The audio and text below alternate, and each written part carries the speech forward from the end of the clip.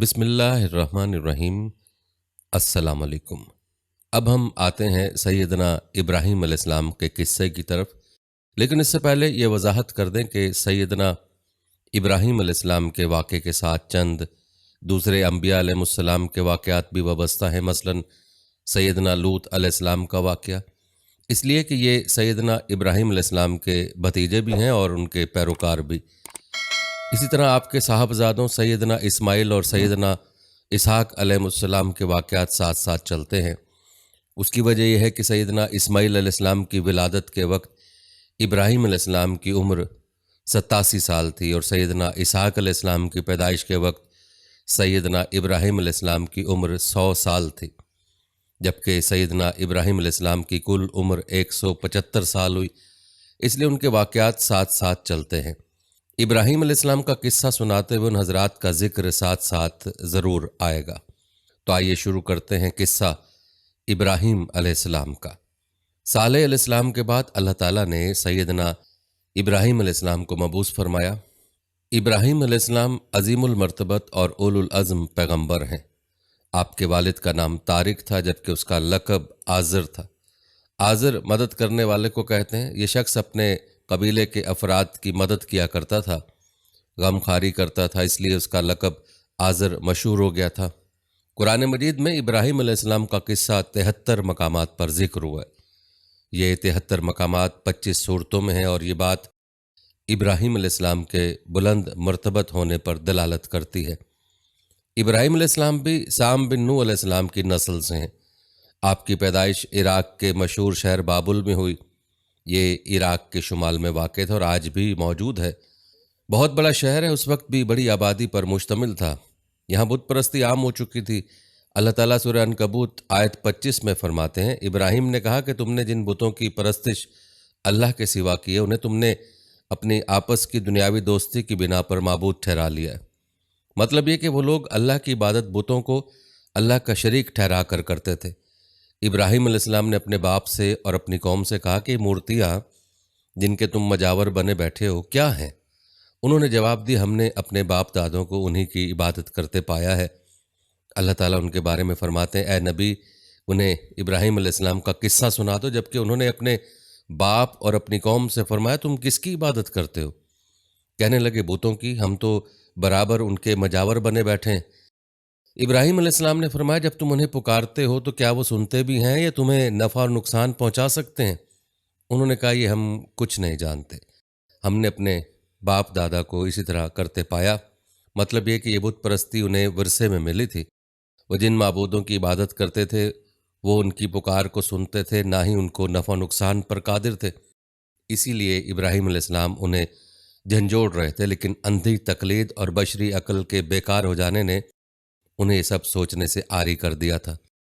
अल्लाह ताला ने इब्राहीम अलैहिस्सलाम की खुसूसी रहनुमाई फरमाई थी, जैसा कि सूरह अंबिया आयत 51 में है, और हमने इब्राहीम को पहले से हिदायत अता फरमा दी थी और हम उसे जानते थे। इब्राहीम अलैहिस्सलाम ने कभी एक लम्हे के लिए भी बुतों की पूजा नहीं की थी। आपने अपनी कौम को बुतों की पूजा करते देखा तो उन्हें मलामत की। एक अल्लाह की तरफ दावत दी, उस दावत की इब्तिदा उन्होंने अपने बाप से की। अल्लाह ताला सूरह मरियम में फरमाते हैं, ए नबी, किताब में इब्राहीम का जिक्र कर, बेशक वो सच्चा नबी था। जब उसने अपने बाप से कहा, मेरे बाप, बेशक मुझे वो इल्म अता हुआ है जो तुम्हें हासिल नहीं, मेरी अतात करें, मैं आपको सीधा रास्ता दिखाऊंगा।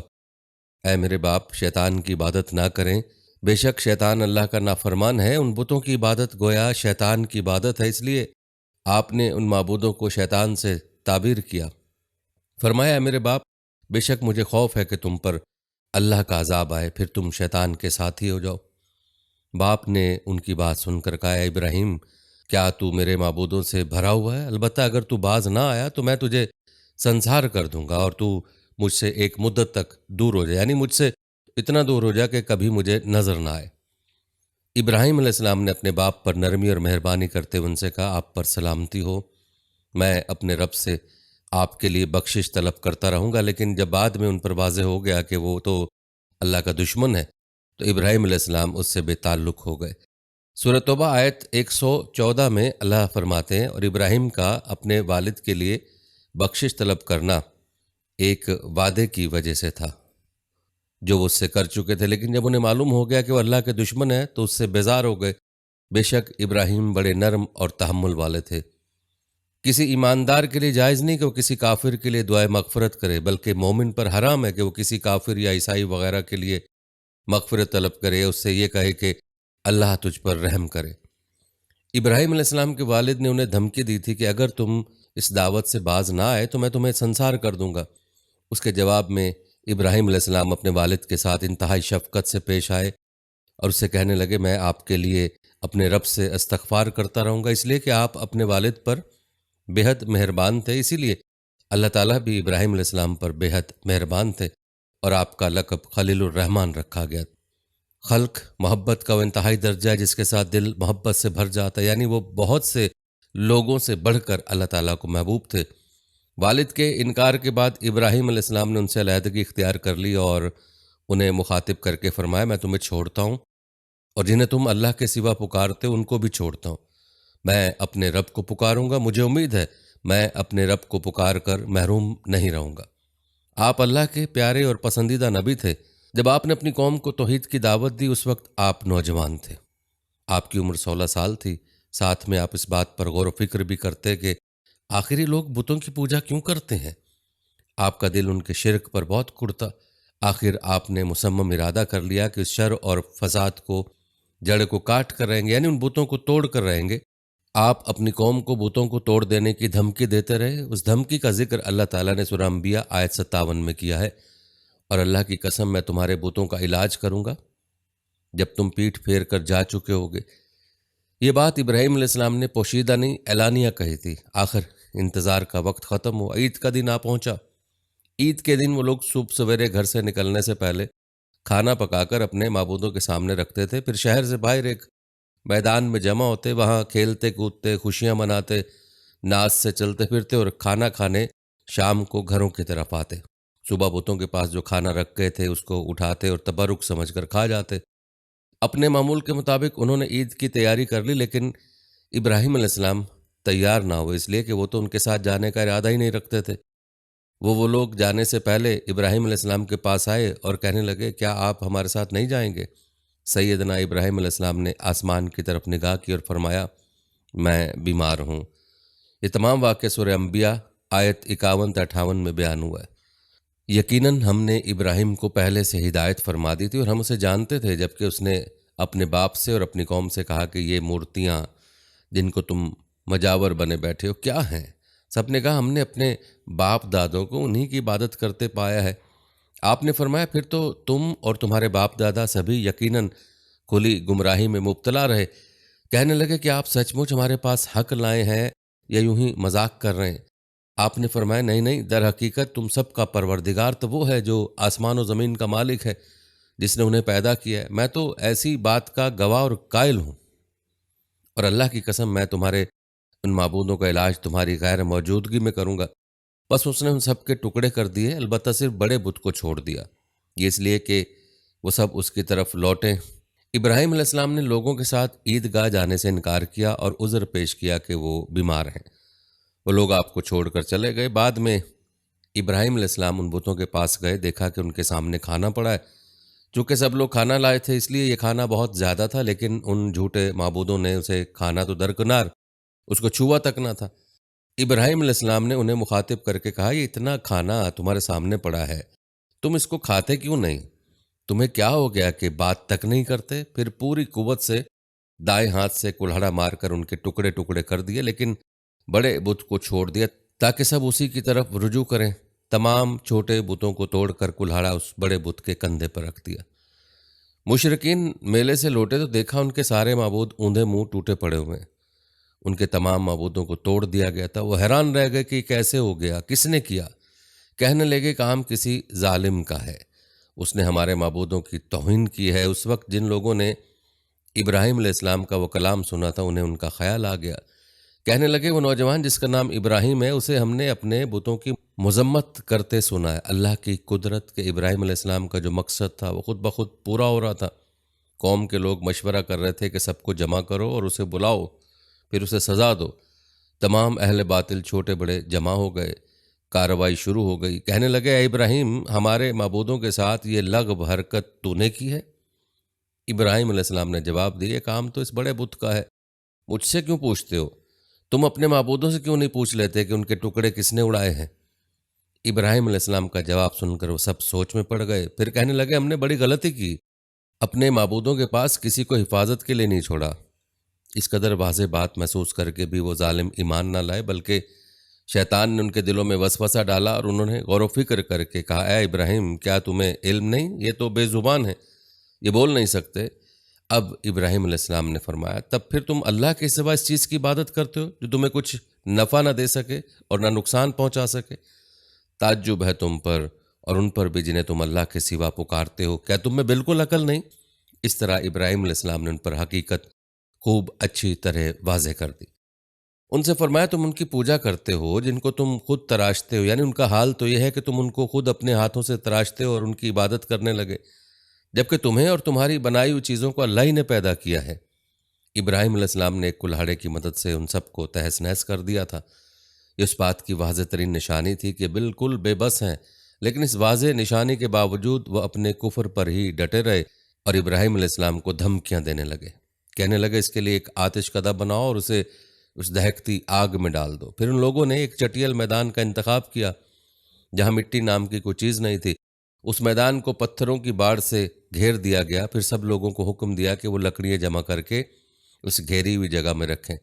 چنانچہ سب لوگ لکڑیاں جمع کر کے وہاں لانے لگے، یہاں تک کہ عورتوں اور بچوں نے بھی اس کام میں بڑھ چڑھ کر حصہ لیا۔ میدان میں اتنی لکڑیاں جمع ہو گئیں کہ زمین نظر نہیں آتی تھی۔ یہ لکڑیاں زمین پر ایک اونچی دیوار محسوس ہوتی تھی۔ پھر ان لکڑیوں کو آگ لگائی گئی۔ جب آگ کے شعلے آسمان سے باتیں کرنے لگے تو انہوں نے ابراہیم علیہ السلام کو آگ میں ڈالنے کے لیے ایک جھولا تیار کیا۔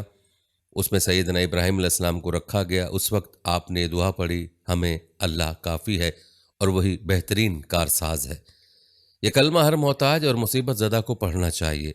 بخاری میں ہے، رسول اللہ صلی اللہ علیہ وسلم نے فرمایا، ابراہیم علیہ السلام نے اس وقت فرمایا تھا جب انہیں آگ میں پھینکا جانے لگا تھا، مطلب یہ کہ ہم اللہ ہی پر بھروسہ کرتے ہیں، اس کے سوا ہمارا کسی پر بھروسہ نہیں۔ بعض روایت میں یہ بھی ہے کہ جب ابراہیم علیہ السلام کو آگ میں ڈالا جانے لگا تو جبرائیل علیہ السلام آئے اور کہا کہ اے ابراہیم، کوئی حاجت ہے تو میں حاضر ہوں۔ ابراہیم علیہ السلام نے فرمایا، اگر تم اپنی مرضی سے آئے ہو تو مجھے تمہاری کوئی ضرورت نہیں۔ ایک دوسری روایت میں ہے کہ بارش کے فرشتے نے حاضر ہو کر کہا تھا، اے ابراہیم، مجھے حکم دیجئے میں بارش برسا کر اس آگ کو بجھا دوں، لیکن ایسی تمام روایت ضعیف ہیں۔ یوں بھی اللہ کا حکم ان سے پہلے کام کرنے والا تھا۔ اللہ تعالیٰ سورہ انبیاء آیت 69 اور 70 میں فرماتے ہیں، ہم نے کہا اے آگ ابراہیم پر ٹھنڈی ہو جا اور سلامتی والی ہو جا۔ گو انہوں نے ابراہیم کا برا چاہا لیکن ہم نے انہیں نقصان پانے والا کر دیا۔ چنانچہ جب ابراہیم علیہ السلام کو آگ میں ڈالا گیا تو وہ ٹھنڈی ہو گئی۔ ابن عباس رضی اللہ عنہما فرماتے ہیں، اگر اللہ تعالیٰ آگ سے یہ نہ فرماتے کہ سلامتی والی ٹھنڈی ہو جائے تو اس قدر سرد ہو جاتی کہ اس کی ٹھنڈک سے تکلیف محسوس ہوتی۔ گویا آگ بھی اللہ کے حکم کے بغیر نہیں جلا سکتی، چھری اللہ کے حکم کے بغیر نہیں کاٹ سکتی، اس لیے کہ بھی اللہ کی مخلوق ہے اور ان کی قدرت بھی اللہ کے پاس ہے۔ وہ چاہے تو ان کو قدرت عطا کر دے، چاہے تو قدرت واپس لے لے۔ آگ کو ٹھنڈا ہونے کا حکم ہوا، وہ ٹھنڈی ہو گئی۔ اس نے نہ ابراہیم علیہ السلام کے کپڑے جلائے، نہ جسم کے کسی حصے کو کوئی نقصان پہنچایا، صرف وہ رسیاں جلائی جن سے آپ کو باندھا گیا تھا۔ سبحان اللہ۔ لوگ آگ کے گرد اس انتظار میں کھڑے تھے کہ جو ہی انہیں آگ میں پھینکا جائے گا وہ جل کر راکھ ہو جائیں گے، لیکن وہ یہ دیکھ کر حیران رہ گئے کہ ابراہیم علیہ السلام بڑے ناز سے آگ کے درمیان بیٹھے ہیں۔ بعض روایت میں ہے کہ ابراہیم علیہ السلام فرمایا کرتے تھے، مجھے ان دنوں جو راحت اور سکون حاصل تھا ویسا آگ سے نکلنے کے بعد نہیں ہوا۔ لوگ اس معجزے کو دیکھ کر حیرت زدہ تھے۔ پھر ابراہیم علیہ السلام آگ سے نکلے۔ اتنا بڑا معجزہ دیکھنے کے باوجود لوط علیہ السلام کے سوا کوئی شخص پورے بابل شہر سے ان پر ایمان نہ لایا۔ اللہ تعالیٰ فرماتے ہیں، پس ابراہیم پر لوط ایمان لائے، مطلب ہے کہ پوری بستی سے لوط علیہ السلام تھے جو آپ پر ایمان لائے تھے، باقی تمام لوگ کفر ہی پر ڈٹے رہے۔ ابراہیم علیہ السلام ان کا رویہ دیکھ کر نا امید ہو گئے کہ اس سے بڑھ کر یہ کون سا معجزہ دیکھنا چاہتے ہیں۔ ان کے بتوں کو توڑ دیا گیا، اپنی آنکھوں سے اللہ کی نشانی ان لوگوں نے دیکھی، پھر بھی یہ ایمان نہیں لائے۔ چنانچہ آپ نے وہاں سے ہجرت کا ارادہ فرما لیا۔ اس وقت بابل پر نمرود نامی بادشاہ کی حکومت تھی۔ کہا جاتا ہے کہ زمین کے بیشتر حصے پر اسی کی حکمرانی تھی۔ جب اس کے پاس یہ خبریں پہنچی کہ ابراہیم علیہ السلام کو آگ میں ڈالا گیا لیکن آگ نے انہیں نہیں جلایا، تو اس نے ابراہیم علیہ السلام کو اپنے دربار میں پیش کرنے کا حکم دیا۔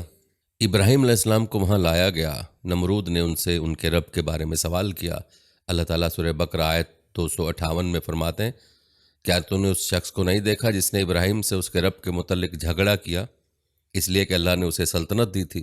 ایک روایت میں کہ 4 بادشاہوں نے زمین کے بیشتر حصے پر حکمرانی کی ہے، ان میں سے ایک نمرود ہے۔ نمرود اپنے وقت کا حاکم اور بادشاہ تھا۔ ابراہیم علیہ السلام سے جب اس کے اللہ تعالیٰ کے بارے میں بات چیت ہوئی تو ابراہیم علیہ السلام نے کہا، میرا رب وہ ہے جو زندہ کرتا اور مارتا ہے۔ جواب میں اس نے کہا، میں بھی زندہ کرتا ہوں اور مارتا ہوں۔ چنانچہ اس نے حکم دیا کہ جیل سے 2 آدمیوں کو لے آؤ۔ جیل سے 2 ایسے آدمیوں کو لایا گیا جن کے لیے سزائے موت کا فیصلہ ہو چکا تھا۔ اس نے ان میں سے ایک کے قتل کا حکم دیا، دوسرے کو معاف کر دیا۔ اس سے اس نے یہ ثابت کرنا چاہا کہ وہ بھی زندہ کر سکتا ہے اور موت دے سکتا ہے، اور کہنے لگا، دیکھ لو، میرے حکم سے لوگ مرتے ہیں اور میرے حکم سے انہیں زندگی ملتی ہے۔ اس کی بات سن کر ابراہیم علیہ السلام نے غور کیا کہ اگر وہ اس سے موت و حیات کے باریک فلسفے پر بحث کریں گے تو نمرود کا مقصد پورا ہو جائے گا اور میرا مقصد پورا نہیں ہو پائے گا۔ اس لیے بحث و مباحثے کی بجائے کوئی مضبوط دلیل پیش کر دی جائے تاکہ حق و باطل کے درمیان فرق واضح ہو جائے۔ چنانچہ آپ نے فرمایا، بے شک اللہ سورج کو مشرق سے لاتا ہے تو اس کو مغرب سے لیا۔ کافر بادشاہ یہ سن کر مبہوت رہ گیا، اس کا سر جھک گیا۔ اللہ تعالیٰ فرماتے ہیں، تب وہ کافر حیران رہ گیا اور اللہ ناانصافوں کو سیدھی راہ نہیں دکھاتا۔ ان تمام باتوں کے بعد نمرود کو یہ معلوم کرنے کی ضرورت نہیں رہی کہ ابراہیم علیہ السلام آگ سے کیسے نجات پا گئے، کیونکہ حقیقت اس پر آشکار ہو چکی تھی۔ وہ جان گیا تھا کہ اصل معاملہ کیا ہے۔ چنانچہ اس نے ابراہیم علیہ السلام سے کہا، آپ اس ملک سے نکل جائیے، ہم آپ کو یہاں نہیں رہنے دیں گے۔ ابراہیم علیہ السلام نے عراق کو خیر بات کا اور شام کی طرف ہجرت کر گئے۔ یہاں آ کر وہ حران نامی بستی میں مقیم ہوئے۔ اسی جگہ آپ نے اپنے چچا حاران کی بیٹی سیدہ سارہ علیہ السلام سے شادی کی۔ اللہ تعالیٰ اس ہجرت کے بارے میں فرماتے ہیں، اور ہم اسے یعنی ابراہیم اور لوط کو بچا کر اس زمین کی طرف لے آئے جس میں ہم نے جہان کے لیے برکت رکھی تھی۔ جب آپ حران کے مقام پر پہنچے تو وہیں ٹھہر گئے، وہیں رہنے لگے۔ یہاں آ کر آپ کا شمار بنو حران میں ہونے لگا۔ آپ لوگوں کو اسی شہر میں رہنے کی دعوت دیتے۔ اس شہر کے لوگ بتوں کی پوجا نہیں کرتے تھے بلکہ ستاروں کو پوجتے تھے۔ ابراہیم علیہ السلام نے جب ان کی حالت دیکھی تو ارادہ کر لیا کہ ان لوگوں کو بتائیں گے کہ ستاروں کی عبادت کرنا باطل ہے۔ یہ لوگ چونکہ نجوم پرست تھے اس لیے ان کی عبادت کا وقت رات کو ہوتا تھا، اور یہ لوگ رات کے وقت عبادت کرتے تھے کیونکہ ان کے معبود یعنی ستارے رات ہی کو طلوع ہوتے ہیں۔ چنانچہ ابراہیم علیہ السلام انہیں دکھانے کے لیے ان چیزوں کی عبادت باطل ہے ایک دن ان کے ساتھ نکلے۔ اللہ نے آسمان کے دروازے کھول دیے تو ابراہیم علیہ السلام نے چاند، ستاروں، سیاروں اور آسمان و زمین کی سلطنت کو دیکھا۔ اللہ تعالیٰ نے ابراہیم علیہ السلام سے تمام پردے ختم کر دیے جو عام طور پر لوگوں کی آنکھوں پر ہوتے ہیں، اور انہوں نے وہ کچھ دیکھا جسے آج کی رصد گاہیں بھی نہیں دیکھ سکتی۔ اللہ تعالیٰ سورہ انعام آیت 76 میں فرماتے ہیں کہ اور اسی طرح ہم نے ابراہیم کو آسمان اور زمین کی سلطنت کا مشاہدہ کرا دیا تاکہ وہ یقین کرنے والوں میں سے ہو جائے۔ بعض مفسرین نے لکھا ہے کہ یہ سب کچھ اللہ تعالیٰ نے ابراہیم علیہ السلام کو اس لیے دکھایا تھا کہ وہ ستاروں کی پرستش کرتے تھے، پھر اللہ تعالیٰ نے اپنی عبادت کی طرف ان کی رہنمائی فرمائی۔ جن مفسرین نے بات لکھی وہ غلطی پر ہیں، کیونکہ ایک جلیل القدر رسول کے متعلق ایسا گمان کرنا کبیرہ گناہ ہے۔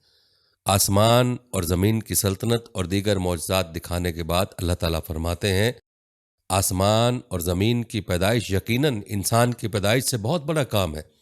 اللہ تعالیٰ ایک دوسرے مقام پر فرماتے ہیں، آسمان اور زمین میں بہت سی نشانی ہیں جن سے منہ موڑ کر گزر جاتے ہیں۔ ابراہیم علیہ السلام حران شہر کے ستارہ پرستوں کو لے کر ایک رات نکلے۔ اچانک ایک ستارہ طلوع ہوا، اس کی چمک دمک بہت تھی، شکل و صورت کے لحاظ سے بھی بہت خوبصورت تھا۔ اس وقت ابراہیم علیہ السلام نے بطور مذاق کہا، یہ میرا رب ہے، لیکن جب وہ ستارہ کچھ دیر بعد چھپ گیا تو کہنے لگے، یہ تو غروب ہو گیا، یہ رب کیسے ہو سکتا ہے جو چھپ جائے، وہ رب نہیں ہو سکتا، بس میں تو غروب ہونے والوں کو پسند نہیں کرتا۔ اگلے روز وہ پھر ان لوگوں کو ساتھ لے کر نکلے تو چاند کو دیکھا۔ یہ شکل صورت میں ستاروں سے کہیں زیادہ خوبصورت تھا، روشن تھا، لیکن یہ بھی غروب ہو گیا۔ تو ابراہیم کہنے لگے، اگر مجھے میرے رب نے ہدایت نہ کی تو میں گمراہ لوگوں میں شامل ہو جاؤں گا۔ اے اللہ، تو کہاں ہے؟ اپنی طرف میری رہنمائی کر۔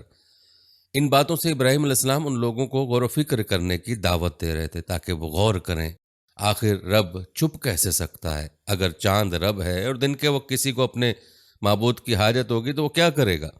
لہذا چاند کسی صورت رب نہیں ہو سکتا۔ پھر جب دن چڑھا اور سورج طلوع ہوا تو کہنے لگے یہ میرا رب ہے، یہ تو سب سے بڑا ہے۔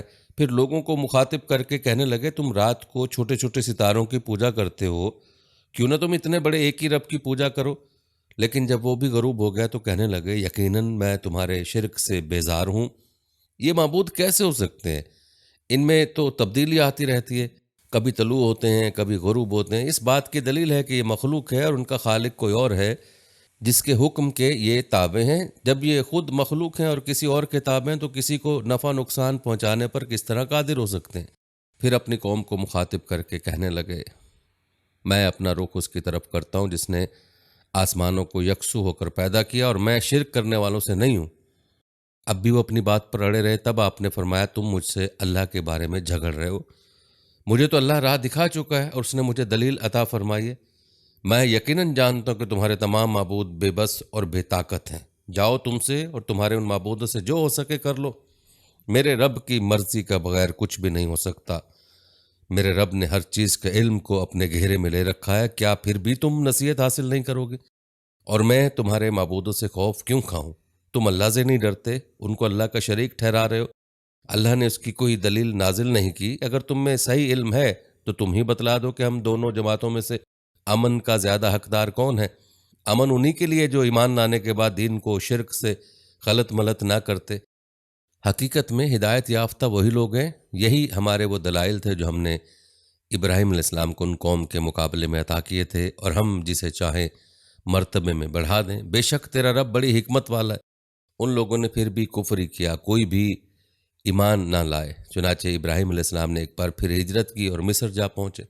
مصر کے بادشاہ کو خبر ملی کہ ایک شخص ہجرت کر کے آیا اور اس کے ساتھ ایک عورت ہے، وہ بہت زیادہ حسین و جمیل ہے۔ چنانچہ اس ظالم نے اپنے کارندوں کو بھیجا کہ اس عورت کو میرے پاس لے آؤ، ساتھ ہی اس سے پوچھنا کہ تمہارے ساتھ جو آدمی ہے وہ کون ہے، اگر اس کا خاوند ہو تو اسے قتل کر دینا۔ ادھر بادشاہ نے اپنے کارندوں کو حکم دیا، ادھر اللہ نے ابراہیم علیہ السلام کی طرف وحی بھیج دی۔ انہوں نے سارہ علیہ السلام سے کہا اگر وہ تجھ سے میرے بارے میں پوچھیں تو بتا دینا تم میری بہن ہو۔ پھر سارہ سے بولا سارہ، روئے زمین پر میرے اور تیرے سوا کوئی مومن نہیں، یعنی یہ کافروں کی سرزمین ہے، یہاں کوئی مومن نہیں، اس لحاظ سے تم میری دینی بہن ہو۔ پھر بادشاہ نے ابراہیم علیہ السلام کو پیش کرنے کا حکم دیا۔ اس نے آپ سے پوچھا یہ عورت کون ہے؟ آپ نے فرمایا یہ میری بہن ہے۔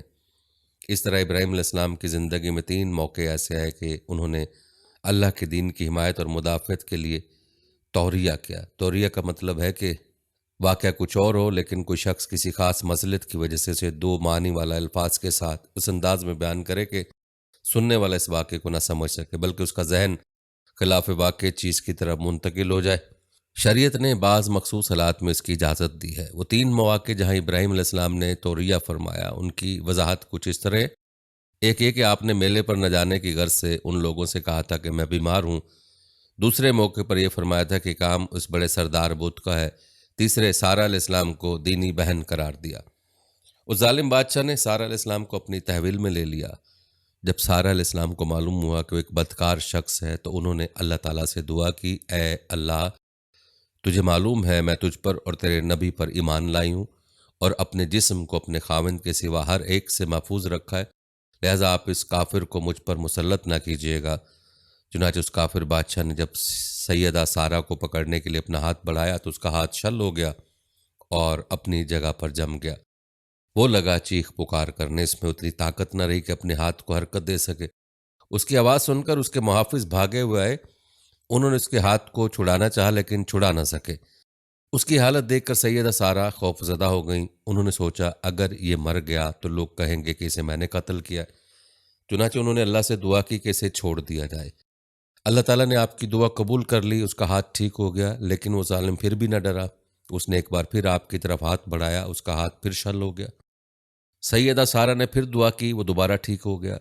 وہ پھر بھی باز نہ آیا، تیسری بار پھر اس نے ان کی طرف ہاتھ بڑھایا، اس بار بھی اس کا ہاتھ شل ہو گیا۔ اب وہ سیدہ سارہ علیہ السلام سے کہنے لگا اب کی بار اگر تو مجھے اس مصیبت سے نجات دلائے گی تو میں تجھے چھوڑ دوں گا اور کبھی تیرے آڑے نہیں آؤں گا۔ چنانچہ سیدہ سارہ علیہ السلام نے اللہ تعالیٰ سے دعا کی، وہ ٹھیک ہو گیا۔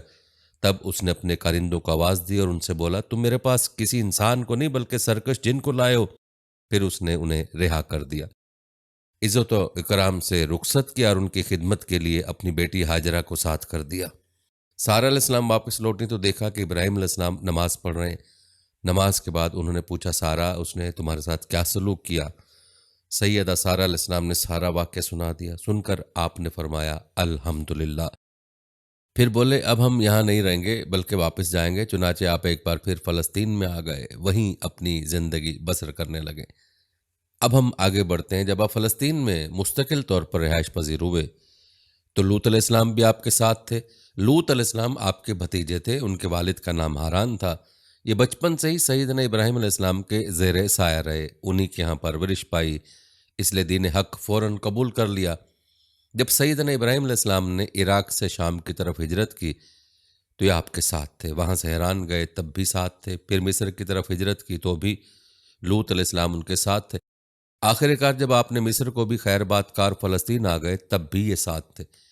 ابراہیم علیہ السلام نے لوط علیہ السلام کو حکم دیا کہ وہ بستی سدوم کی طرف چلے جائیں، اس لیے کچھ بستی کے لوگ کفر کی انتہائی گہرائی میں جا چکے، انہیں کفر و شرک سے نکالنے کے لیے بہہ جائیں، انہیں اللہ کے احکام سنائیں، اللہ کی طرف دعوت دیں۔ چنانچہ لوط علیہ السلام تو اس طرف روانہ ہو گئے اور ادھر فلسطین میں صرف 3 مسلمان رہ گئے، ابراہیم علیہ السلام، ان کی زوجہ محترمہ سیدہ سارہ اور سیدہ ہاجرہ علیہ السلام۔ وہی رہائش پذیر رہے اور لوگوں کو مسلسل اللہ کی طرف دعوت دیتے رہے۔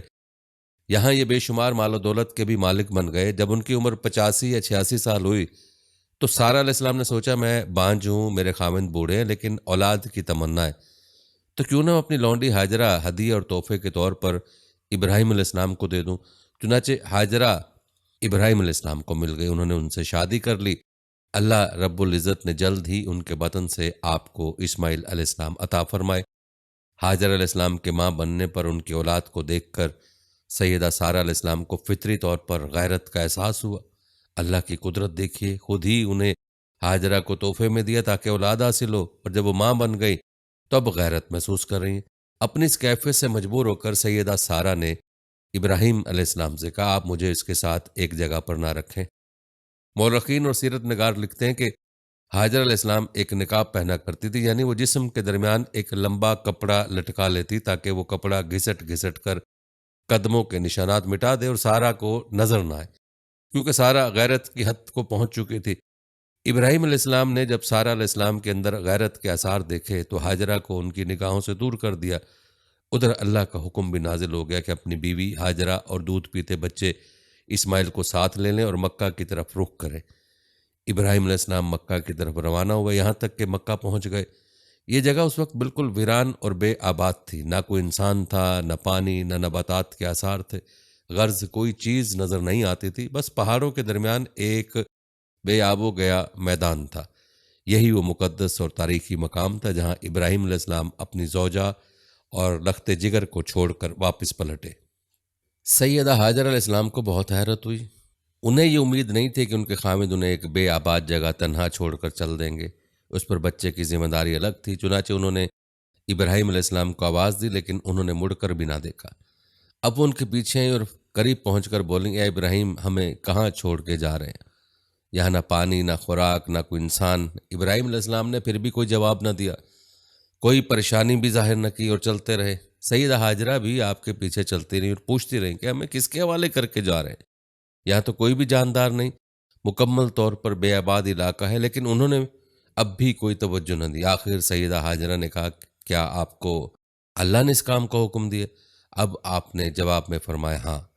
تب سیدہ ہاجرہ بولیں اگر یہ بات ہے تو اللہ تعالیٰ ہرگز ہمیں ضائع نہیں ہونے دے گا۔ جب انسان اللہ کے احکام کو بجا لائے تو اس کے دل سے فقر و فاقے کا خوف نکل جاتا ہے اور اللہ اسے طرح طرح کے انعامات سے نوازتا ہے۔ انسان جب تک اللہ کے احکام کو بجا لاتا رہے گا تب تک اللہ کی نصرت اور اس کی تائید شامل حال رہے گی۔ چنانچہ جو ہی ہاجرہ علیہ السلام کو پتہ چلا کہ انہیں تنہا چھوڑ جانا اللہ کے حکم کی بنا پر ہے تو فوراً یقین بھرے لہجے میں بولی تب اللہ ہمیں ضائع نہیں کرے گا۔ یہ کہہ کر وہ اپنے شیرخوار بچے کی طرف پلٹ گئیں۔ خوراک اور پانی چند دن میں ختم ہو گئے، پانی کا ایک قطرہ پاس نہ رہا۔ اب پانی کی تلاش شروع کی، لیکن اپنے لیے تو درکنار، ماں کو بیٹے کے لیے بھی پانی نہ ملا، نہ خوراک۔ اب بچہ لگا بھوک سے بلکنے، خوراک نہ ملنے کی وجہ سے ماں کا دودھ بھی خشک ہو گیا تھا۔ عورت کتنی بھی باحوصلہ اپنے بچے کو بھوک سے بلکتے نہیں دیکھ سکتی۔ اب انہوں نے بچے کو وہیں چھوڑا اور تیزی سے قریبی پہاڑی صفا کی طرف لپکی، اوپر چڑھ کر ادھر ادھر نظر دوڑائی کہ شاید کسی طرف پانی یا خوراک نظر آ جائے یا کسی انسان کی جھلک نظر آ جائے۔ جب کچھ نظر نہ آیا تو نشیب کی طرف چلیں، ساتھ میں بچے کی طرف بھی دیکھتی جاتی تھیں۔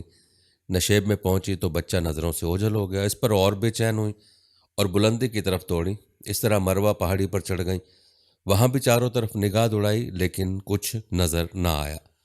خیال آیا کہ پھر کوشش کرنی چاہیے، اس خیال سے مروہ پہاڑی سے اتری اور صفا کی طرف چل دیں۔ درمیان میں نشیب کی وجہ سے بچہ نظر نہ آیا تو دوڑنے لگے، اس طرح پھر صفا پر چڑھ گئیں۔ اللہ اکبر، ایک تو عورت ذات کمزور، پھر بھوک پیاس سے نڈھال، اس پر کس قدر صحیح اور کوشش میں مصروف، وہ بھی اپنے بچے کے لیے۔ بہرحال بار بار کوشش کے خیال سے انہوں نے صفا اور مروہ پہاڑیوں کے درمیان 7 چکر لگائے۔ یہی وجہ ہے مسلمان عازمین حج صفا مروہ کے درمیان صحیح کرتے ہیں تاکہ اس واقعے کی یاد تازہ ہو جائے۔ جب وہ آخری مرتبہ مروہ پر پہنچی تو انہوں نے ایک آواز سنی۔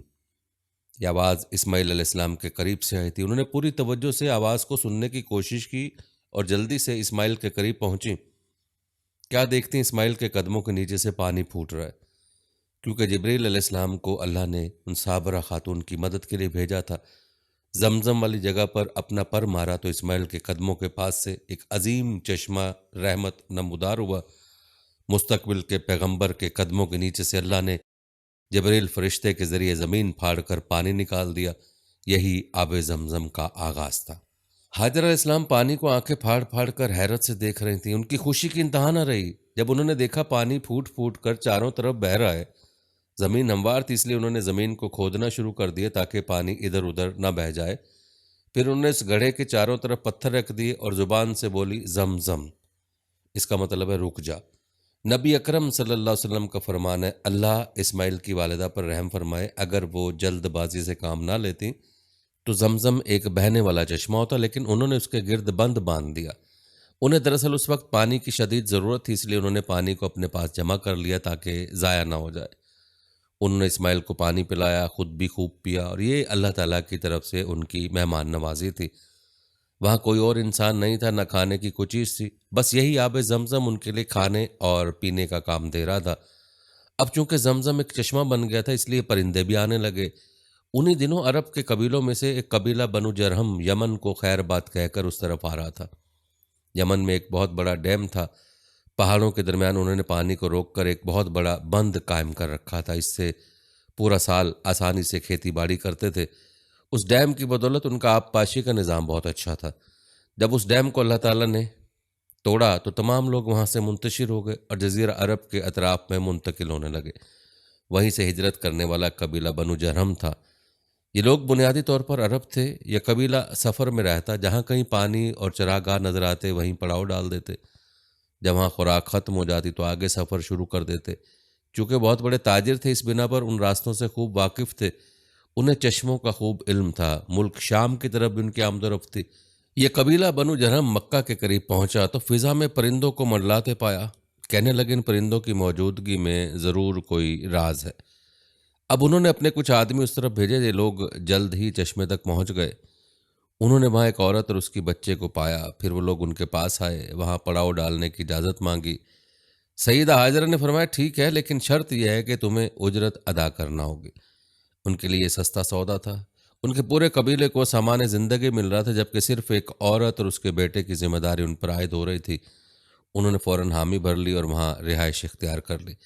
اس طرح یہ لوگ سیدہ حاجرہ علیہ السلام کی معیشت کا ذریعہ بن گئے، اور اس طرح سیدنا اسماعیل علیہ السلام بنو جرہم میں پرورش پاتے رہے۔ انہوں نے ان لوگوں سے عربی سیکھ لی اور ان سے بھی زیادہ عربی دان بن گئے۔ فصاحت اور بلاغت سے عربی میں بات چیت کرنے لگے۔ پھر ان کے اس قبیلے میں شادی ہو گئی۔ ان کی اولاد سے عرب قوم کا آغاز ہوا۔ انہی میں سے سرور کائنات محمد مصطفیٰ صلی اللہ علیہ وسلم کی ولادت باسعادت ہوئی۔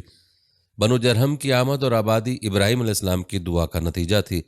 جب انہوں نے اپنی بیوی اور بچے یعنی 2 کمزور انسانوں کو اس ویران جگہ چھوڑا تھا تو یہ دعا مانگی تھی، اے ہمارے پروردگار، میں نے اپنی کچھ اولاد اس بے آباد جنگل میں تیرے حرمت والے گھر کے پاس بسائی ہے۔ یہاں یہ سوال پیدا ہوتا ہے کہ کیا اس وقت بیت اللہ کی تعمیر ہو چکی تھی؟ درست بات یہ ہے کہ اس وقت خانہ کعبہ کی تعمیر نہیں ہوئی تھی۔ پھر سوال پیدا ہوتا ہے کہ کیا ابراہیم علیہ السلام کے زمانے سے پہلے اس کی تعمیر ہو چکی تھی؟ یہ صرف جگہ ہی معروف تھی؟ اس بارے میں 2 طرح کی روایت ہیں۔ بعض میں آتا ہے کہ صرف اس کی جگہ معروف تھی، اور بعض میں ہے کہ ابراہیم علیہ السلام سے پہلے شیث علیہ السلام نے اس کو تعمیر کیا تھا اور وہ گردش ایام کے ساتھ ساتھ منہدم ہو کر ختم ہو گیا، لیکن بہرحال اس کی جگہ معلوم تھی اور وہی پہلا گھر تھا جیسا کہ اللہ نے خبر دی ہے۔ اللہ تعالیٰ نے پہلا گھر جو لوگوں کے لیے مقرر کیا تھا وہی ہے جو مکہ میں ہے، اور وہ پوری دنیا کے لیے برکت اور ہدایت والا ہے۔ ابراہیم علیہ السلام نے اللہ تعالیٰ سے دعا مانگی تھی، اے ہمارے پروردگار، میں نے اپنی کچھ اولاد حزب کھیتی کے جنگلوں میں تیرے حرمت والے گھر کے پاس بسائی ہے۔ اے ہمارے پروردگار، یہ اس لیے کہ وہ نماز قائم کریں، پس تو کچھ لوگوں کے دلوں کو ان کی طرف مائل کر دے اور انہیں پھلوں کی روزیاں عطا فرما تاکہ یہ شکر گزاری کریں۔ دن گزرتے رہے اور اسماعیل علیہ السلام بنو جرہم کے ماحول میں عمر کی منزلیں طے کرتے رہے اور وہ ہوش سنبھالنے کے قریب ہو گئے۔ ابراہیم علیہ السلام ہر سال 1-2 بار اپنے گھرانے کی دیکھ بھال کے لیے چکر لگاتے تھے۔ جب اسماعیل علیہ السلام نے ہوش سنبھالا تو ایک بار پھر ایک عظیم آزمائش کا وقت آ گیا۔ ہوا یوں کہ ایک مرتبہ ابراہیم علیہ السلام مکہ تشریف لائے، ایک جگہ آرام کے لیے بیٹھے کہ نیند کی وادی میں پہنچ گئے۔ نیند میں انہوں نے خواب دیکھا کہ اپنے لخت جگر کو اپنے ہاتھ سے ذبح کر رہے ہیں، ساتھ ہی آنکھ کھل گئی۔ ابراہیم علیہ السلام جانتے تھے کہ انبیاء کرام کے خواب حقیقت ہوتے ہیں، اللہ کی طرف سے وحی ہوتے ہیں، اور شیطان کسی صورت ان کے خواب میں نہیں آ سکتا، لہذا انہوں نے اس خواب کے مطابق عمل کرنے کا پختہ ارادہ کر لیا، کسی قسم کی پریشانی کا شکار نہ ہوئے۔ اللہ رب العزت نے اس عظیم اور تعجب خیز واقعے کا قرآن مجید میں ذکر کرتے فرمایا، اور ابراہیم نے کہا، میں تو ہجرت کر کے اپنے پروردگار کی طرف جانے والا ہوں، وہ ضرور میری رہنمائی کرے گا۔ اے میرے رب، مجھے نیک بخت اولاد عطا فرما۔ تو ہم نے ایک بردبار بچے کی بشارت دی۔ پھر جب بچہ اتنی عمر کو پہنچا کہ اس کے ساتھ چلنے پھرنے لگا تو ابراہیم نے کہا، میرے پیارے بیٹے، میں نے خواب دیکھا کہ میں تجھے ذبح کر رہا ہوں، اب تو بتا تیری کیا رائے ہے؟ یہاں سوال پیدا ہوتا ہے کہ ابراہیم علیہ السلام نے اسماعیل علیہ السلام سے مشورہ کیوں لیا؟ وہ چاہتے تو اسماعیل کو سوتے میں ذبح کر دیتے، اس طرح اللہ کا حکم بجا لاتے۔ وہ بیٹے کے پاس کیوں گئے، ان سے مشورہ کیوں لیا؟ جی ہاں، یہ مسئلہ یاد رکھنے کے قابل ہے کہ ہر مسلمان پر لازم ہے کہ اپنے دوسرے مسلمان بھائی کو اجر و ثواب میں شامل کرنے کی کوشش کرے۔ ابراہیم علیہ السلام نے بیٹے کو ثواب میں شامل کرنے کے لیے انہیں اللہ کے حکم سے آگاہ کیا، یہ نہ چاہا کہ میں اکیلا ہی اجر لیتا رہوں، بلکہ دوسرے کی خیر خواہی کو پیش نظر رکھا۔ والدین کے لیے آپ کے اس انداز میں نصیحت موجود ہے، یہ کہ اولاد کو ثواب کے مواقع فراہم کریں، ان کی صحیح تربیت کریں۔ اگر صدقہ کرنے کا موقع ملے تو بچوں کے ذریعے صدقہ کرائیں تاکہ انہیں بھی اللہ کے راستے میں خرچ کرنے کی عادت پڑے۔ جب کسی دینی مجلس میں بیٹھنے کا موقع ملے تو اپنی اولاد کو بھی ساتھ لے کر جائیں۔ بے شمار لوگ خود تو جاتے ہیں، اولاد کو جانے کے لیے کہتے بھی نہیں، خود دین سیکھتے ہیں، اولاد کو دین نہیں سکھاتے۔ ابراہیم علیہ السلام نے اسماعیل علیہ السلام سے رائے لی، سبحان اللہ۔ انہوں نے جواب میں فرمایا، ابا جان، آپ کو جو حکم ملا ہے کر گزریے۔ یہ نہیں کہا کہ مجھے تو حکم نہیں ہوا، بلکہ فوراً سر تسلیم خم کر دیا، اس لیے کہ وہ جانتے تھے کہ انبیاء کا خواب حقیقت پر مبنی ہوتا ہے، اللہ کی وحی ہوتا ہے، اس لیے بالکل پریشانی ظاہر نہ کی۔ یہ تک نہ پوچھا مجھے کیوں ذبح کر رہے ہیں، یا میرا کیا جرم ہے، یا آپ کے پاس کون سا صریح حکم آیا ہے۔ انہوں نے ایسی کوئی بات نہ کہی۔ اللہ کی فرمانبرداری اسی کو کہتے ہیں۔ چنانچہ اپنے باپ سے کہا، ابا جان، آپ کو جو حکم ہے اس کو کر گزریے، انشاءاللہ آپ مجھے صبر کرنے والوں میں پائیں گے۔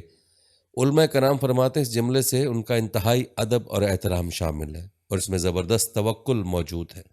یہ نہیں کہا کہ آپ مجھے صبر کرنے والوں میں سے پائیں گے، بلکہ آپ نے اللہ کی مشیت کو جملے میں شامل کر فرمایا، انشاءاللہ آپ مجھے صبر کرنے والوں میں سے پائیں گے۔ لہٰذا مسلمانوں کو دھوکے میں نہیں پڑنا چاہیے۔ یہ نہ کہیے کہ میں سفر کروں گا، میں فلاں کام کروں گا، میں فلاں کام کرنے کی طاقت رکھتا ہوں، بلکہ یوں کہے، اللہ نے چاہا تو میں سفر کروں گا، اللہ نے چاہا تو فلاں کام کروں گا۔ اپنے علم اور طاقت کے دھوکے میں پڑنا سراسر نادانی ہے۔ ہر چیز کا تعلق اللہ سے قائم کرے، جیسا کہ اللہ تعالیٰ نے فرمایا ہے کہ ہرگز کسی کام پر یوں نہ کہنا کہ میں اسے کل کروں گا، مگر ساتھ ہی انشاءاللہ کہہ لینا۔ اپنی زبان کو اللہ کے ذکر سے سجا کر رکھو اور ہمیشہ اپنے معاملات کو اللہ کی طرف لوٹاؤ۔ بہرحال باپ بیٹا دونوں ہی مصمم ارادے کے ساتھ اللہ کا حکم پورا کرنے کے لیے پیش ہو گئے۔ اسماعیل علیہ السلام نے اپنے والد محترم سیدنا ابراہیم علیہ السلام سے کہا، جب آپ مجھے ذبح کرنے لگے تو میری پیشانی کو زمین پر رکھ دیجیے گا تاکہ آپ کو میرا چہرہ نظر نہ آئے اور کہیں آپ کے ہاتھ نہ رک جائیں، چہرہ دیکھ کر آپ پر شفقت پدری غالب نہ آ جائے۔ اب ابراہیم علیہ السلام نے بیٹے کی پیشانی پکڑ کر زمین پر لٹا دیا جیسا کہ اللہ تعالیٰ نے فرمایا۔ دونوں متی ہو گئے اور ابراہیم نے اسے پیشانی کے بل لٹا دیا۔ اب انہوں نے چھری پکڑی اور گردن پر چلا دی، لیکن چھری نے گردن نہ کاٹی بلکہ اسی طرح جیسے آگ نے ابراہیم کو نہیں جلایا تھا، اس لیے کہ چھری میں کاٹنے کی طاقت اور آگ میں جلانے کی صلاحیت اللہ کے حکم کے بغیر نہیں آ سکتی۔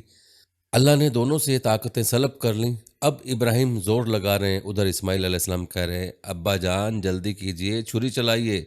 اللہ تعالیٰ نے اس واقعے کا ذکر یوں فرمایا، جب وہ دونوں متی ہو گئے اور ابراہیم نے اسے پیشانی کے بل لٹا دیا۔ اس متی ہونے سے مراد اللہ کے حکم کو نافذ کرنا۔ اب ظاہر ہے متی تو پہلے بھی تھے، لیکن یہاں اسلمہ یعنی متی ہونے سے مراد کامل اسلام ہے، نہایت واضح اور حقیقی اسلام مراد ہے۔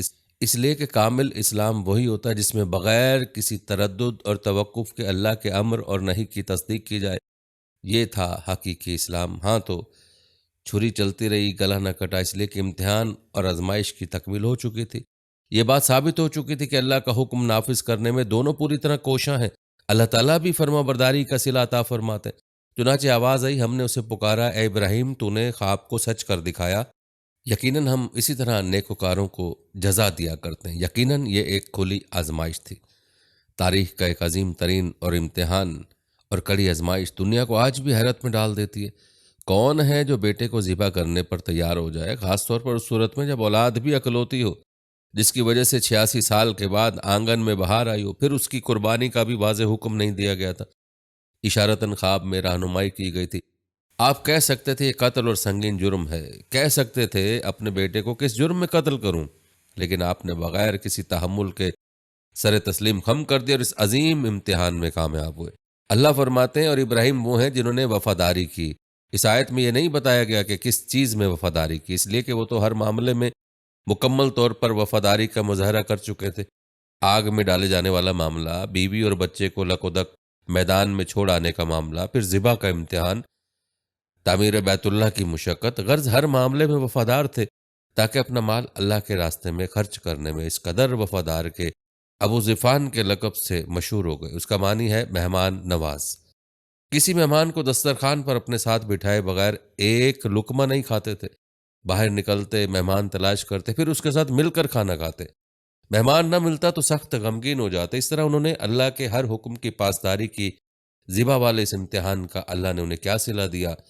اللہ فرماتے ہیں ہم نے اس عظیم ذبیحے کا بدلہ عطا کیا۔ ہاں تو ہم بتا رہے تھے چھری نے گلا نہ کاٹا۔ ایسے میں ابراہیم علیہ السلام نے ایک آواز سنی، آواز پیچھے سے آئی تھی۔ انہوں نے مڑ کر دیکھا، جبریل علیہ السلام نظر آئے۔ وہ آسمان سے ایک مینڈھا لے کر آئے تھے، دنیا کے مینڈھوں میں سے نہیں بلکہ جنت کا مینڈھا لائے تھے۔ سیدنا عبداللہ بن عباس رضی اللہ عنہ سے روایت ہے کہ وہ مینڈھا جنت میں 40 سال تک چرتا رہا۔ سفید رنگ، کشادہ آنکھیں، خوبصورت سینگوں والا حسین و جمیل مینڈھا تھا۔ بہرحال یہ ابراہیم علیہ السلام کی وفاداری کا بدلہ تھا جو اسماعیل علیہ السلام کے فدیے میں دیا گیا، اور پوری امت مسلمہ کے لیے حکم ہو گیا کہ اللہ کی رضا کے لیے قربانی اور ہدیہ پیش کرتے رہے۔ کعبہ کے پاس حرم الہی میں ہر سال یہ سنت ادا کی جاتی ہے، اور ان کے ساتھ ساتھ پوری زمین کے تمام خطوں پر بسنے والے مسلمان بھی اس عظیم فرما برداری کی علامت کے طور پر قربانیاں پیش کرتے ہیں۔ مینڈے کا ذکر کا مطلب یہ ہے کہ ہم سنت ابراہیمی پر گامزن ہو جائیں۔ یہ مینڈا ہمیں اللہ کے لیے قربانی کا سبق دیتا ہے۔ ہمیں چاہیے سنت ابراہیمی کی اقتداء کرتے ہوئے ہم اپنی جانوں، اپنی اولاد اور اپنے مالوں کو اللہ کی راہ میں قربان کرنے کے لیے تیار ہو جائیں۔ اللہ تعالیٰ فرماتے ہیں اور ہم نے اس عظیم ذبیحہ عطا کیا اور ہم نے اس کے پچھلوں میں ذکر خیر چھوڑا، سلامتی و ابراہیم پر۔ اسی طرح ہم نیکوکاروں کو جزا دیتے ہیں، یقیناً وہ ہمارے مخلص بندوں میں سے تھے۔ اور اسی طرح اللہ تعالیٰ فرماتے ہیں اور ہم نے اسے نیکوکار نبی اسحاق کی ولادت کی خوشخبری سنائی۔ یہ خوشخبری فلسطین کی طرف واپس لوٹنے کے بعد سنائی گئی، ایک اکلوتے بیٹی کی قربانی کے لیے تیار ہو جانے کے صلے میں، اور سارہ علیہ السلام کی عظمت اور تکریم کے مد نظر اللہ تعالیٰ نے اسحاق کی خوشخبری سنا دی۔ یہ آیت ذبح کے واقعے کے بعد اللہ تعالیٰ نے ذکر فرمائی ہے، اس لیے معلوم ہوا پچھلی آیات میں اسحاق کے علاوہ کسی اور بیٹے کا ذکر ہوا ہے، اور وہ اسماعیل علیہ السلام ہی تھے۔ جبکہ یہودی روایت میں اسحاق علیہ السلام کو ذبیح قرار دیا جاتا ہے، یہ بالکل غلط ہے۔ ذبح کے واقعے کے بعد اسحاق علیہ السلام کو بشارت مل رہی ہے، پھر بھلا وہ پیدا ہونے سے پہلے ہی کیسے بن گئے؟ اس لیے یہ قطعی بات ہے کہ اسماعیل علیہ السلام ہی ذبیح ہیں۔ اس کے کئی اور بھی دلائل ہیں جن کے ذکر کرنے کا یہاں موقع نہیں۔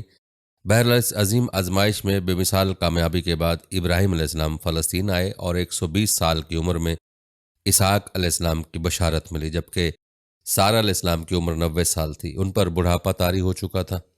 ایسے میں 3 فرشتے آئے، وہ تو قوم لوط کی تباہی کے لیے آئے تھے۔ راستے میں اللہ کے حکم سے ابراہیم علیہ السلام اور ان کی اہلیہ سارہ کو خوشخبری سنائی، اور اس غرض کے لیے وہ انسانی شکل میں آئے تھے۔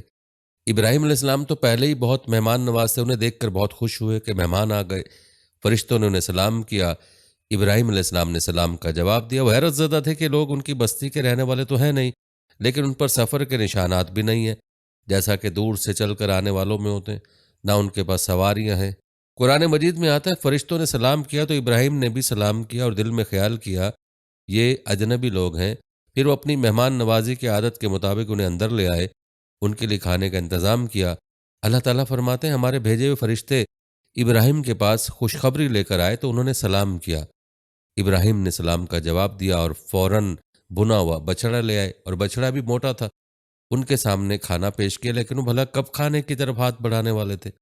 یہ دیکھ کر ابراہیم علیہ السلام نے خوف محسوس کیا کہ کہیں یہ دشمن نہ ہو۔ اس وقت فرشتوں نے کہا ابراہیم نہ ڈر، ہم تو قوم لوط کی طرف بھیجے گئے ہیں۔ جب انہوں نے یہ باتیں کی تو سارہ علیہ السلام پاس کھڑی تھیں، وہ ہنسنے لگیں۔ وہ خوشخبری سے پہلے کیوں ہنس پڑیں؟ علماء اس بارے میں کہتے ہیں کہ جب انہوں نے سنا یہ فرشتے لوط علیہ السلام کی قوم کو تباہ کرنے جا رہے ہیں تو ان کے خاتمے کی خبر سن کر وہ ہنسی تھیں۔ اس کے بعد فرشتوں نے خوشخبری سنائی، ہم نے اسے اسحاق کی پیدائش کی خوشخبری دی، اور اسحاق کے بعد یعقوب پوتے کی بھی خوشخبری دی۔ بہت جلد ہی ہم اسحاق سے تیری ویران گود کو آباد کریں گے، اور تو اپنی زندگی میں اس کے بیٹے یعقوب کو بھی دیکھ لے گا۔ اب 3 بشارتیں جمع ہو گئیں، بیٹا پیدا ہوگا، لمبی عمر ملے گی، یعنی بیٹا جوان ہوگا، اور پھر وہ اپنے پوتے کو بھی دیکھیں گے۔ اس سے بڑھ کر کیا عزت اور تکریم ہو سکتی ہے؟ اس لیے جب نبی کریم صلی اللہ علیہ وسلم سے پوچھا گیا کریم یعنی عزت والا کون ہے، تو آپ نے فرمایا کریم بن کریم بن کریم بن کریم، یعنی یوسف بن یعقوب بن اسحاق بن ابراہیم علیہ السلام۔ مطلب یہ کہ نبی بن نبی بن نبی، یہ یوسف علیہ السلام کی شان ہے کہ خود بھی کریم، باپ بھی کریم، دادا بھی کریم، اور پردادا بھی کریم۔ اس سے بڑھ کر عزت افزائی کیا ہو سکتی ہے؟ بہرحال فرشتوں نے انہیں خوشخبری دی، پھر انہوں نے ابراہیم کو ایک صاحب علم لڑکے کی بشارت دی۔ خوشخبری سن کر سیدہ سارہ حیران ہوئی، مارے حیرت کے منہ سے ہلکی سی چیخ نکل گئی۔ انہوں نے اپنے رخسار پر ہاتھ مارا جیسا کہ عورتوں کی عادت ہوتی ہے، کہنے لگی ہائے افسوس، کیا میں بچہ جنوں گی حالانکہ میں بانجھ ہوں اور میرے خاوند بوڑھے ہیں؟ یہ تو حیرت کی بات ہے۔ ایک دوسری جگہ اللہ تعالیٰ نے الفاظ فرمائے، کہنے لگی میں بوڑھی اور بانجھ ہوں، بھلا میں بچے کو کیسے جنم دوں گی؟ اس پر فرشتوں نے کہا تو اللہ کے حکم پر تعجب کرتی ہے؟ اے اہل بیت، یہ تو اللہ کی تم پر رحمت اور برکت ہے، وہ بہت بزرگ اور قابل تعریف ہے۔ دوسری آیت میں انہوں نے کہا اسی طرح تیرے رب نے فیصلہ کیا ہے اور ہمیں کہا ہے، یقیناً وہ بہت حکمت والا ہے اور علم رکھنے والا ہے۔ یہ تھی اسحاق علیہ السلام کی ولادت کی خوشخبری۔ ابراہیم علیہ السلام مکے میں سیدنا اسماعیل علیہ السلام سے ملنے کے لیے آتے رہتے تھے۔ ایک روز آئے تو ان سے کہا ہے میرے بیٹے، اللہ تعالیٰ نے مجھے حکم دیا کہ اس مقام پر اللہ کا گھر تعمیر کرنا ہے۔ اسماعیل علیہ السلام نے فوراً کہا میں حاضر ہوں۔ اس طرح انہوں نے کھدائی شروع کی۔ ایسے میں انہیں شیث علیہ السلام کی تعمیر کے آثار نظر آئے، انہوں نے اس پر تعمیر شروع کر دی۔ ایک روایت میں یہ بھی ہے کہ انہوں نے فرشتوں والی بنیادوں کے آثار بھی دیکھے۔ نبی کریم صلی اللہ علیہ وسلم کی جوانی کے دنوں میں جب مکے کے قریش نے کعبہ کی تعمیر نئے سرے سے کی تو انہوں نے اس کی بنیادوں کو گہرا کرنا چاہا۔ کھدائی کرتے ان سبز پتھروں تک پہنچ گئے جو پہاڑوں کی چوٹیوں کی طرح نظر آ رہے تھے۔ انہوں نے ان پتھروں کو نکالنا چاہا۔ ایک شخص نے کدال کے ذریعے ایک پتھر کو باہر نکالا تو اس کے نیچے سے اتنا نور نکلنے لگا کہ قریب تھا وہ شخص اندھا ہو جاتا۔ پھر پتھر خود بخود نیچے جا گرا اور اپنی جگہ پر جم گیا۔ اس کے بعد لوگوں نے ان پتھروں کو ہاتھ نہ لگایا اور تعمیر شروع کر دی۔ قرآن مجید میں تعمیر کعبہ اور بیت اللہ کا تذکرہ اس طرح آیا، اور ہم جب بیت اللہ کے مکان میں ابراہیم کو جگہ دی اور فرمایا کہ میرے ساتھ شرک نہ کرنا اور میرے گھر کو طواف، قیام اور رکوع سجود کرنے والوں کے لیے پاک رکھنا، اور فرمایا بے شک لوگوں کے لیے جو پہلا گھر تعمیر کیا گیا وہ مکہ میں، وہ جہان والوں کے لیے برکت اور ہدایت کا ذریعہ ہے۔ اس میں واضح نشانی ہے، مثلا مقام ابراہیم، تو جو کوئی حرم میں داخل ہوگا وہ امن میں آ جائے گا۔ اور فرمایا اور یاد کرو اس وقت کو جب ابراہیم کو اس کے پروردگار نے کئی باتوں کے ذریعے آزمایا، وہ ان میں پورے اترے، تو اللہ نے فرمایا میں آپ کو تمام لوگوں کا امام بنا رہا ہوں۔ ابراہیم نے کہا ہے میرے رب میری اولاد میں سے بھی امام بنائیے۔ جواب میں اللہ نے فرمایا میرا امامت کا وعدہ ظالم لوگوں کے لیے نہیں ہے۔ اور اس وقت کو یاد کرو جب ہم نے بیت اللہ کو ثواب اور امن کی جگہ بنا دیا اور لوگوں نے مقام ابراہیم کو جائے نماز بنا لیا۔ ہم نے ابراہیم کو حکم دیا کہ میرے گھر کو طواف، اعتکاف، رکوع اور سجود کے لیے پاک رکھو، اور وہ وقت بھی یاد رکھو جب ابراہیم نے دعا کی اے پروردگار اس شہر کو امن والا بنا دے اور اس کے مومن بندوں کو پھلوں کا رزق عطا کر۔ اللہ تعالیٰ نے فرمایا میں کافروں کو بھی تھوڑا فائدہ دوں گا، پھر انہیں آگ کے عذاب کی طرف بے بس کر دوں گا۔ یہ پہنچنے کی جگہ بری ہے، اور وہ وقت یاد کرو جب ابراہیم اور اسماعیل بیت اللہ کی بنیادوں کو بلند کر رہے تھے اور دعا مانگ رہے تھے، اے ہمارے رب ہماری محنت کو قبول فرما، تو دعا کو سننے والا، جاننے والا، اور ہمیں اپنا فرما بردار بنا، ہماری اولاد میں سے بھی ایک فرما بردار گروہ بنا، اور ہمیں عبادت کا طریقہ سکھا اور ہم پر رجوع فرما، کیونکہ تو ہی توبہ قبول کرنے اور رحم فرمانے والا ہے۔ اے ہمارے رب ان لوگوں میں انہی میں سے ایک رسول بھیج جو ان پر تیری آیات کی تلاوت کرے، انہیں کتاب و حکمت سکھائے، انہیں پاک کرے، یقیناً تو غالب حکمت والا ہے۔ تعمیر کے دوران جب ابراہیم علیہ السلام اس مقام تک پہنچے جہاں آج حجر اسود ہے، تو اللہ تعالیٰ نے جنت سے ایک سفید پتھر بھیجا۔ حدیث میں ہے یہ پتھر نہایت سفید تھا، اب سیاہ ہو گیا۔ انسانوں کی غلطیاں اس کے سیاہ ہونے کا سبب بنی۔ جب دیواریں انسانی قد کے برابر ہو گئیں تو اسماعیل علیہ السلام ایک پتھر لے آئے۔ اب ابراہیم علیہ السلام اس پتھر پر کھڑے ہوئے، وہ ننگے پاؤں تھے، اسی وقت پتھر پگھل گیا، ان کے پاؤں اس کے اندر کسی قدر دھنس گئے، پتھر پر ان کے پیروں کے نشانات آ گئے۔ اسی پتھر کو آج مقام ابراہیم کہا جاتا ہے۔ پہلے یہ پتھر بیت اللہ کی دیواروں کے ساتھ رکھا گیا تھا، جب لوگ طواف کے لیے آتے تو سیدنا ابراہیم کے پیروں کے نشانات دیکھنے کے لیے یہاں ہجوم ہو جاتا، اس طرح طواف کرنے والوں کو دقت کا سامنا ہوتا۔ سیدنا عمر رضی اللہ تعالیٰ عنہ نے صحابہ کرام کے مشورے سے اس پتھر کو اس جگہ سے قدرے ہٹا کر نماز کی صفوں کے قریب کر دیا تاکہ طواف کرنے والوں کو دقت نہ ہو۔ یہ مقام بہت مقدس ہے۔ اللہ نے فرمایا تم مقام ابراہیم کو جائے نماز مقرر کر لو، مقام ابراہیم کے قریب اس کے پیچھے ہو کر نماز پڑھنے کا موقع مل جائے تو لازماً وہاں 2 رکعت ادا کیا کرو، موقع نہ ملے تو پھر پوری مسجد حرام میں طواف سے فراغت والی 2 رکعت پڑھ لیا کرو۔ اس طرح کعبہ تعمیر ہوا، تب نیا حکم آیا، لوگوں میں جو استطاعت رکھے اس پر اللہ کے لیے حج بیت اللہ فرض ہے، اور جو شخص جان بوجھ کر اعراض کرے تو اللہ جہانوں سے بے نیاز ہے اور اسے اس کی کوئی پرواہ نہیں۔ ادھر ابراہیم علیہ السلام کو اللہ تعالیٰ کی طرف سے اشارہ ہوا لوگوں میں حج کا اعلان کر دیں۔ ابراہیم علیہ السلام کہنے لگے اللہ میری آواز بھلا کس کس تک پہنچے گی؟ جواب آیا آپ کے ذمے آواز لگانا ہے، پہنچانا ہمارا کام ہے۔ چنانچہ آپ عرفات کے ایک پہاڑ پر چڑھے اور آواز لگائی لوگوں بیت الحرام کا حج کرو۔ اللہ تعالیٰ نے معجزانہ طور پر یہ آواز تمام انسانوں تک پہنچا دی، خواہ وہ پیدا ہوئے تھے یا نہیں۔ دوسرا معجزہ یہ ہو کہ اللہ نے بیت اللہ اور اس کے حج کی محبت لوگوں کے دلوں میں ڈال دی۔ اللہ نے فرمایا اور آپ لوگوں میں حج کا اعلان کر دیں، وہ آپ کی طرف پیدل بھی آئیں گے اور دبلے پتلے اونٹوں پر بھی دور دور سے آئیں گے۔ اس طرح لوگ پیدل اور سوار ہو کر کثرت سے حج کے لیے آنے لگے اور یہ ویران علاقہ آباد ہونے لگا۔ یہ تھے حالات اور واقعات ابراہیم علیہ السلام کے۔ آپ نے 175 سال کی عمر میں وفات پائی۔ آپ سے پہلے سیدہ ہاجرہ علیہ السلام نے وفات پائی، اور ان کی وفات سے کچھ ہی عرصے بعد سیدہ سارہ علیہ السلام 127 سال کی عمر میں فوت ہو گئیں۔